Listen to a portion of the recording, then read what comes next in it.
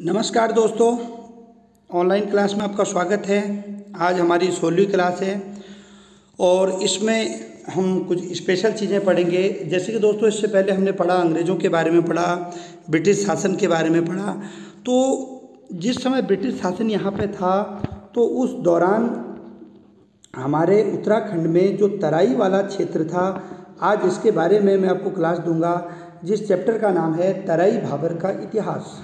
ध्यान से सुन लीजिएगा। हमने कुमाऊं कमिश्नर पढ़े थे, हमने उसके बाद उत्तराखंड के लोगों का स्वतंत्रता संग्राम में जो योगदान था वो सब पढ़ा, और उसके बाद आज हम पढ़ रहे हैं तराई भाबर का इतिहास। दोस्तों ये भी समझना ज़रूरी है कि हम इसको क्यों पढ़ते हैं, क्योंकि दोस्तों आजकल समूह गौ में यूके SSSC में आप देख रहे हैं बहुत ही मॉडरेट टाइप के क्वेश्चन आ रहे हैं। और लास्ट टाइम एक क्वेश्चन देखा गया कि तराई भाबर में पटवारी की नियुक्ति, वो कानूनगो की नियुक्ति के कानून कब बने, ऐसा क्वेश्चन आया था। ठीक है, तो अजय रावत जी की बुक में ये है। तो ये चैप्टर ज़्यादा बड़ा तो नहीं है, लेकिन बहुत ही इंपॉर्टेंट फैक्ट यहाँ से निकल के आते हैं और जो हमको पढ़ना अति आवश्यक है। ज़्यादा बड़ा ये चैप्टर है नहीं, लेकिन दोस्तों हमें छोड़ना भी नहीं है कुछ भी। अगर मैं इसको स्किप कर दूँ फिर आप बोलोगे कि ये इंपॉर्टेंट छोड़ दिया। तो दोस्तों सबसे पहले मैं आपको इसमें बताना चाहूँगा शुरुआत कैसे करेंगे, हम इस चैप्टर को कैसे पढ़ेंगे। दोस्तों शुरू में हम पढ़ते हैं नैनीताल की समुद्र सतह से ऊंचाई कितनी है, वो है 1938 मीटर। कहीं कहीं 1937 भी दिया रहता है, कहीं 38 भी दिया रहता है। क्यों पढ़ रहा हूँ, क्योंकि दोस्तों नैनीताल जो था पहले तराई में भी आता था। 1960 ईस्वी तक इसे संयुक्त प्रांत उत्तर प्रदेश की ग्रीष्मकालीन राजधानी बनाया गया था। तो दोस्तों 1960 में ये हुआ था कि ग्रीष्मकालीन राजधानी थी ये कौन, नैनीताल जो है वो ब्रिटिश काल से जो है उत्तर प्रदेश की संयुक्त प्रांत उत्तर प्रदेश की ग्रीष्मकालीन राजधानी थी।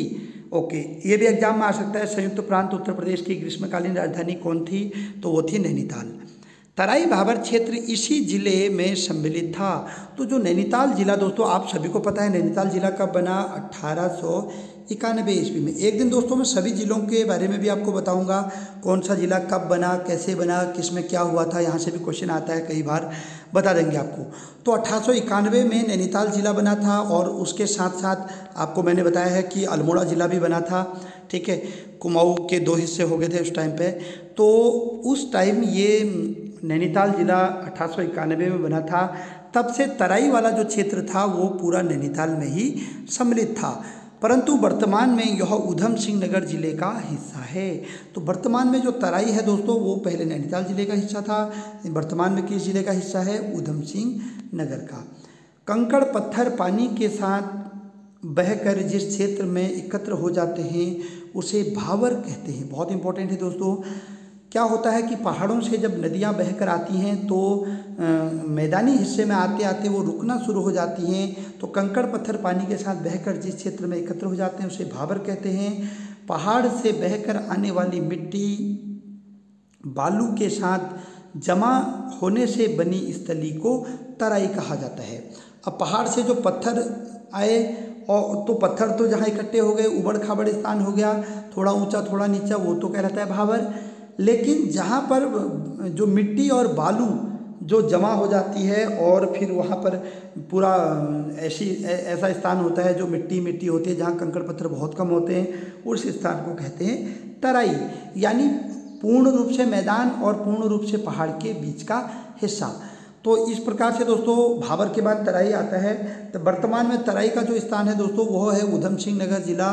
उसमें भी पूरा नहीं, ऊधम सिंह नगर जिले में सितारगंज, काशीपुर, ये जो क्षेत्र है दोस्तों ये मुख्यतः तराई में आता है।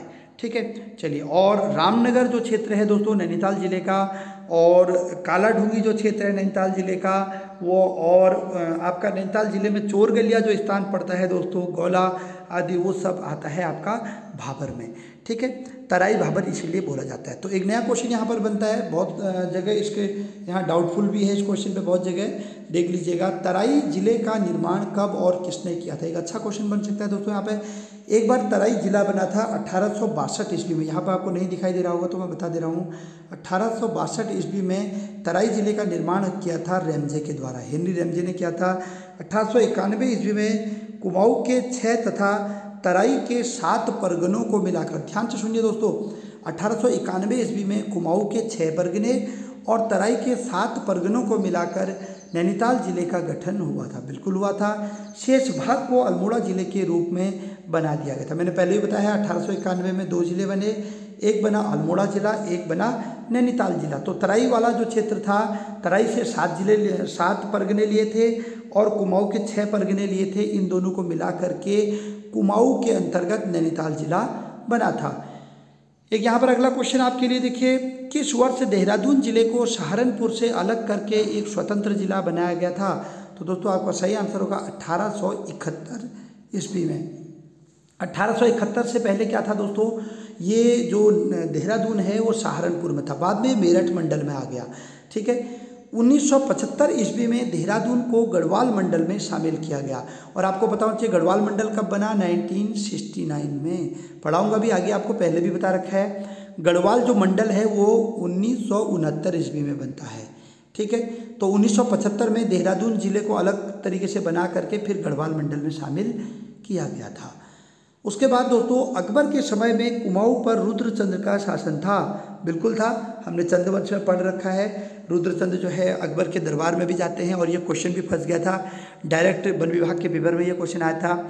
उस समय मुगलों की तरफ से चंदों ने नागौर के खिलाफ लड़ते हुए बड़ी वीरता दिखाई थी, तब अकबर ने रुद्रचंद्र को तराई का भाग दिया था।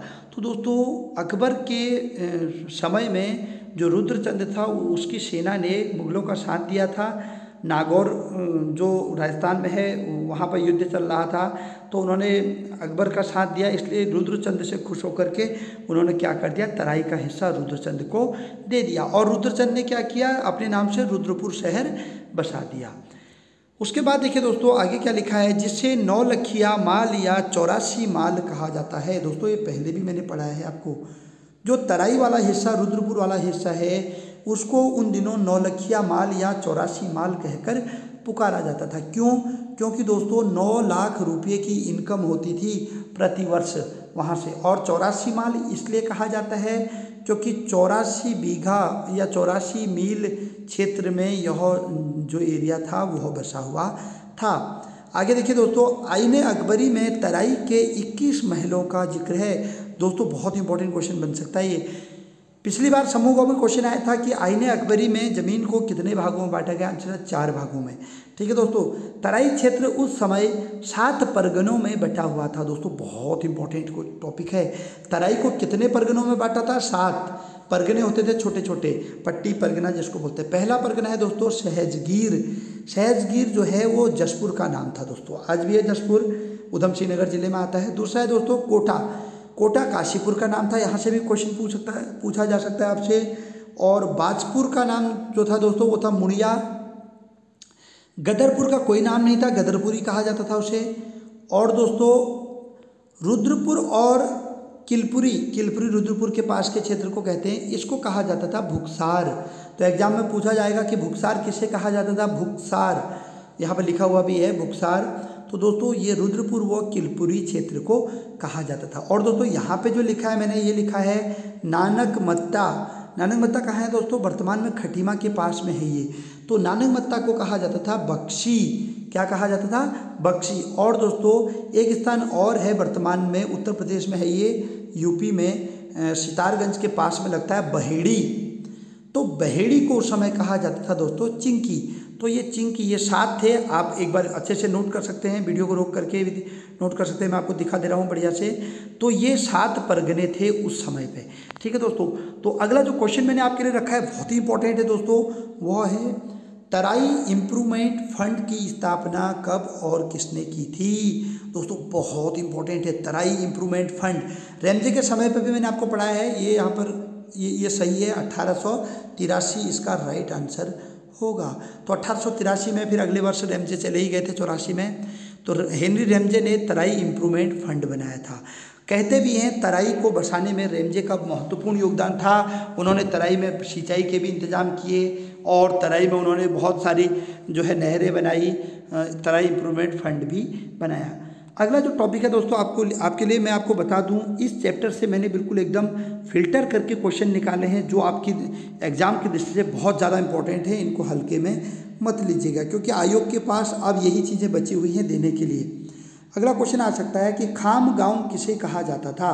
खाम गांव, तो दोस्तों ऐसे गांव खाम गांव कहलाते थे जो जमींदार को जमीन की लगान देते थे। इन्हें बंदोबस्ती गांव भी कहा जाता था। दोस्तों मैं समझाता हूँ क्या हुआ। उस समय दो प्रकार के गांव होते थे। एक होता था खाम गांव, पूरा समझाता हूँ चिंता मत कीजिए, और दूसरा होता था दोस्तों, उसको कहते थे खालसा गांव। ठीक है, तो अब होता क्या था दोस्तों, खाम गांव क्या होता था, ऐसे गांव खाम गांव कहलाते थे जो जमींदार को ज़मीन की लगान देते थे। मतलब जैसे एक गांव है, अब इस गांव के लोग खेती करते हैं, तो ये जितना इनका खेती अनाज होगा उसके बदले में सीधे डायरेक्ट जमींदार को क्या देंगे, लगान देंगे। तो ये गांव कहलाएंगे खाम गांव। खाम गांव का मतलब आप ऐसे भी समझ सकते हैं, ऐसे गांव जो लगान देते थे। और दोस्तों जो दूसरे गांव होते थे जो लगान नहीं देते थे दोस्तों, वो क्या होते थे, वो सरकार की अपनी ज़मीन होती थी, यानी ब्रिटिश काल की, ब्रिटिश अंग्रेज़ों की अपनी ज़मीन। तो अपनी ज़मीन पर कहाँ से वो लगान कौन देगा। जैसे वर्तमान में कहते हैं हम लोग रोड के किनारे, हम कहते हैं ये कैनाल की भूमि है, ऐसे बोलते हैं ना। तो सड़क के किनारे जो ज़मीन होती है, कॉलेजों के किनारे, तो वो ज़मीन ऐसी होती है किसी के नाम नहीं होती है, गवर्नमेंट की होती है। तो ऐसे ही उस टाइम पे भी होता था दोस्तों। तो इन गाँव को बंदोबस्ती गाँव भी कहते थे। बिल्कुल, क्यों, क्योंकि भूमि बंदोबस्त होता था यहाँ पे, उसके बाद वो लगान देते थे। ठीक है, तो खाम गाँव किसे कहते थे, ऐसे गाँव जो जमींदार को ज़मीन की लगान देते थे। काशीपुर परगना को कब तराई में शामिल किया गया, बहुत इंपॉर्टेंट है दोस्तों। तो इसका सही आंसर जो होगा दोस्तों वो है 1870 ईस्वी में। बहुत इंपॉर्टेंट है, उस चैप्टर का सबसे इंपॉर्टेंट क्वेश्चन ये है। 1860 ईस्वी में मुरादाबाद को भाबर में शामिल किया गया था। अंग्रेजी शासन में तराई को कुल 5 प्रकार के गाँव में बांटा गया था। तो दोस्तों ये भी बहुत इंपॉर्टेंट है। उन दिनों तराई में 5 प्रकार के गाँव होते थे। अब वो कौन कौन होते थे आपको वो देखने की कोई ज़रूरत नहीं है। ठीक है, गांव के मुखिया को प्रधान कहा जाता था, ये भी ध्यान दीजिएगा दोस्तों, सिंपल क्वेश्चन है। लेकिन इसके अलावा एक क्वेश्चन और मैंने बहुत ज़्यादा इंपॉर्टेंट आपके लिए लिखा है। वो क्या लिखा है देखिए, अगर आपको नहीं दिखाई दे रहा मैं पढ़ रहा हूँ, नोट कर लीजिएगा। कुमाऊँ भाबर खेतियार न्यास निधि, दोस्तों बहुत इंपॉर्टेंट है। कुमाऊँ भाबर खेतिहार न्यास निधि की स्थापना। न्यास निधि मतलब क्या होता है दोस्तों, जैसे फंड होता है ना, जैसे यूनिसेफ है, यूनिसेफ एक होता है, यूनिसेफ आपने पढ़ा होगा, यूनिसेफ बहुत ज़्यादा एग्जाम में पूछा भी जाता है। उसको बोलते हैं United nation children emergency fund बोला जाता है, बाल राहत कोष। ऐसा ही कुमाऊँ भाबर खेतियार न्यास निधि की स्थापना की गई थी दोस्तों, यह की गई थी 1906 ईस्वी में। बहुत इंपॉर्टेंट है। तराई के काशीपुर क्षेत्र का कपास के लिए फेमस था। मतलब जो तराई का काशीपुर क्षेत्र है दोस्तों, वह कपास की खेती के लिए बड़ा फेमस था। और दोस्तों मैं आपको एक चीज़ और बता दूं, उत्तराखंड में कुमाऊँ में कपास या फिर वस्त्र उद्योग के लिए जो, या सूती मिलों के लिए जो क्षेत्र जाना जाता है वो यूएस नगर ही है, और उसका काशीपुर। आज भी सूती वस्त्र के लिए काशीपुर फेमस है दोस्तों। ठीक है, तराई भाबर के खाम गाँव को छोड़कर जाने वाले काश्तकारों के लिए 1906 में नियम आए थे। तराई भाबर में पटवारी और कानूनगो की नियुक्ति के नियम सर्वप्रथम 1897 ईस्वी में आए थे। दोस्तों ये question very very important. Ajay Rawat ji की आप बुक को खोलिएगा दोस्तों, वहाँ बहुत अच्छे से समझा रखा है इसको, और बढ़िया से दे रखा है कि तराई भाबर में पटवारी और कानूनगो की अगर नियुक्ति करनी है तो उसके नियम कब आए। तो दोस्तों सही आंसर था 1897 ईस्वी में। और मैं आपको बताऊं, अजय रावत की बुक ने पिछले 2-3 साल से इसको दे रखा है, बड़े अक्षरों में दिखा रखा है। और दोस्तों ये क्वेश्चन जो था 25 नवंबर 2019 के पेपर में हूबहू फंस गया था, हूबहू। तो दोस्तों ये था क्या, मैं आपको बताता हूँ। विलियम टेल ने पटवारी की नियुक्ति करी, तो उन दिनों पटवारी ऐसे ही बन जाते थे, कोई परीक्षा वगैरह नहीं होती थी। लेकिन 1897 में कानून आए कि कितनी उम्र होनी चाहिए, कितना एजुकेशन होना चाहिए, क्या योग्यता होनी चाहिए कानूनगो और पटवारी बनने के लिए। तो ये नियम पहली बार है 1897 में। और दोस्तों 1906-07 में इनको लागू किया गया। नियम तो आ गए थे 1897 में, 1906 में लागू किया गया।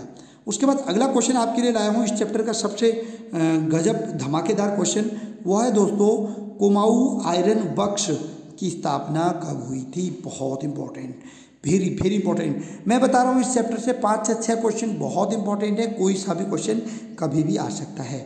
सही आंसर होगा दोस्तों 1862 ईस्वी में जंगलों के संरक्षण के लिए ऐसा किया गया था। ये भी एक प्रकार का फंड ही होता है। तराई भाबर में चराई के नियम कब आए थे? तराई भाबर में चराई के नियम कब आए थे? दोस्तों चराई के भी नियम थे कि अगर कोई दुधारू पशु किसी का है तो वो चारा चरेगा, घास खाएगा, तो बदले में टैक्स देगा। तो इसका सही आंसर था दोस्तों 1909 ईस्वी में। थारू और बुक्सा जनजाति को सरकार द्वारा कब मान्यता प्रदान की गई थी? दोस्तों ये क्वेश्चन आया था आपके लास्ट टाइम में देखा गया था 2018-19 में एक पेपर में ये क्वेश्चन देखा गया था। 28 अक्टूबर 2019 में आया था। 28 अक्टूबर 2018 में ये क्वेश्चन आया था। वहाँ डायरेक्ट आया था कि थारू जनजाति को अनुसूचित जनजाति का दर्जा कब मिला। तो दोस्तों आपको मैं बता दूं जितनी भी जनजातियाँ सबको 1967 में ही दर्जा मिला था। और ये वाला टॉपिक भी दोस्तों ये परीक्षा वाणी में भी है थोड़ा सा, और बाकी ये भी अजय रावत की बुक में है। भोटिया जनजाति को भी दोस्तों उसी वर्ष से मिला था। अगला एक क्वेश्चन ध्यान से सुनिए, मेमोरी ऑफ द राज कुमाऊँ। दोस्तों ये भी इंपॉर्टेंट है। क्यों इंपॉर्टेंट है अभी बताऊंगा। मेमोरी ऑफ द राज कुमाऊँ नामक पुस्तक के लेखक कौन थे? दोस्तों ये थे श्री जी.आर. काला। अगर आपको नहीं दिखाई दे रहा है, ये साफ नहीं आया है तो मैं बोल दे रहा हूँ जी.आर. काला। और दोस्तों क्यों इंपॉर्टेंट है? क्योंकि इन्होंने बहुत सारी बुकें लिखी। केसर ए हिंद किस प्रकार की ज़मीन को कहा जाता था? केसर ए हिंद किस प्रकार की ज़मीन को कहा जाता था? तो दोस्तों इसका सही आंसर है बेकार ज़मीन को। ऐसी ज़मीन जिस पर कोई खेती नहीं होती थी, वेस्ट लैंड जिसको बोलते थे, तो उसको उन दिनों कहा जाता था केसर ए हिंद। बिल्कुल अटपटा टाइप का क्वेश्चन है, इसलिए एग्जाम में आ सकता है। कुमाऊँ में सर्वप्रथम पटवारी की पोस्ट किसने बनाई थी? तो दोस्तों पटवारी की जो पोस्ट सबसे पहले बनाई थी वो बनाई थी ट्रेल ने। मैंने आपको पहले भी बता रखा है, ठीक है। ट्रेल ने बनाई थी, लेकिन इनके नियम कब आए थे? 1897 ईस्वी में। तो दोस्तों ये थी आज की छोटी सी क्लास, लेकिन मैं आपको बताऊं कि इस चैप्टर में है ही इतना तो, और लेकिन है बहुत इंपॉर्टेंट। मतलब है एक तरीके से ऐसा बोल सकते हो छोटा पैकेट बड़ा धमाका है, बहुत कम, लेकिन दोस्तों बहुत इंपॉर्टेंट चीज़ें हैं। अगर जिन लोगों ने आज तक नहीं पढ़ा था, पहली बार ये नोट्स देखे तराई भाबर के, तो उनको कैसी लगी वीडियो कमेंट जरूर कीजिएगा। और जिन्होंने देखा था पहले भी तो बहुत अच्छी बात है। जिन्होंने पहली बार इन चीज़ों के बारे में नॉलेज ली, आज पहली बार उन्हें पता चला कि इस टाइप के क्वेश्चन भी हैं हमारे सिलेबस में, तो कमेंट करके या मुझे मैसेज करके ज़रूर बताइएगा। आपके जवाब का मुझे इंतज़ार रहेगा। मिलते हैं कल एक नई वीडियो के साथ। जय उत्तराखंड, जय देवभूमि, नमस्कार।